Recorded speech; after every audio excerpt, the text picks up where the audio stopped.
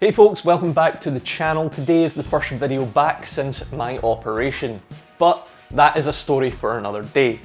Today we're going to be talking about landscape photography and getting the most out of your gear to give you the best image possible. Speaking of gear, for your camera you can use anything that you have at your disposal. The likes of your smartphone, a point and shoot, or a higher end camera are all great options. The likes of a higher end camera with a full frame sensor is always going to be the best option as it will give you the widest dynamic range. However, APS-C and mirrorless cameras do hold their own and have their own benefits as well. You'll also be looking to have a tripod that is sturdy. It doesn't have to have all the bells and whistles, but if you're shooting long exposures, it has to be sturdy and not introduce micro jitters whilst you're taking that shot. There's nothing worse than having slight blurry edges on something that should be pinpoint sharp. Then for shooting on bright days and around water to reduce reflections, you'll be looking to have an ND filter and a polarizer.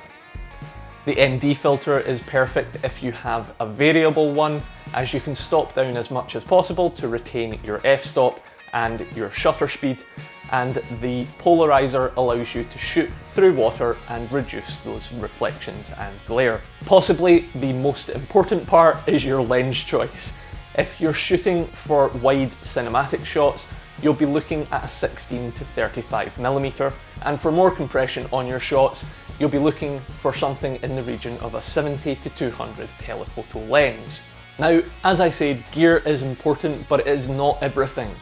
The main thing that will make your images stunning and eye-catching is composition.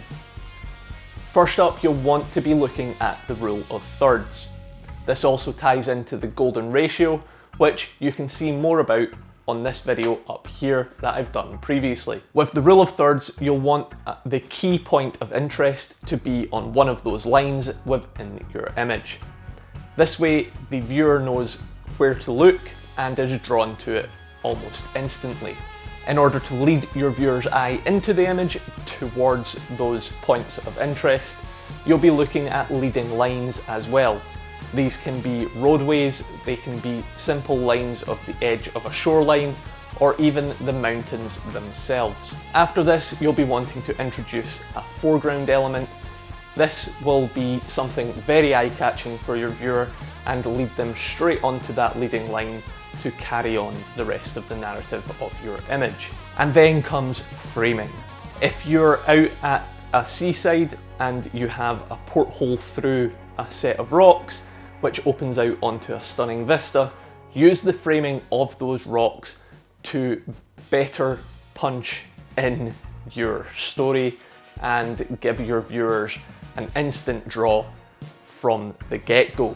If you're wanting the holy grail of camera settings, I have done a full series on the best camera settings for various different subjects, and you can find them up here in this series. The general rule for shooting landscapes is that you'll want to shoot around f8 to f16. This allows the image to be pinpoint sharp but still retain a nice roll off in the background, similar to the way that the human eye works. The game changer to this is going to be the planning of your shoot.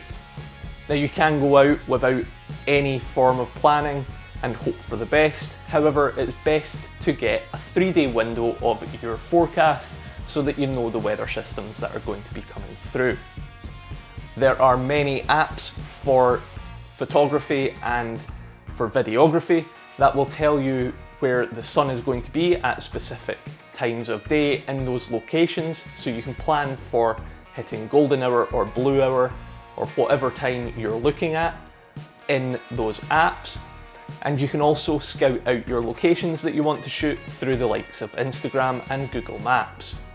Finally, you'll want to make your images pop through some post-production editing. First up, you'll want to do some basic adjustments and fine tweaks to your exposure, your white balance, your white and black levels, and your contrast. You'll then want to do some color correction, whether that's introducing some cinematic tones such as the teal and orange look, or other LUTs that you may be playing around with. To further the narrative to your image, you can utilise the dodge and burn tools in order to darken areas that you don't want to be the focus and brighten areas that you do.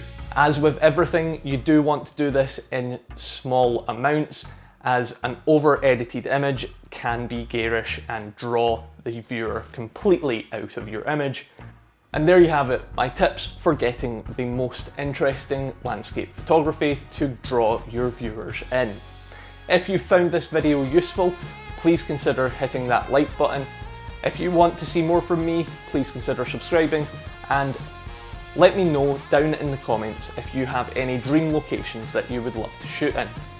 Until next time guys, take it easy, and I'll catch you.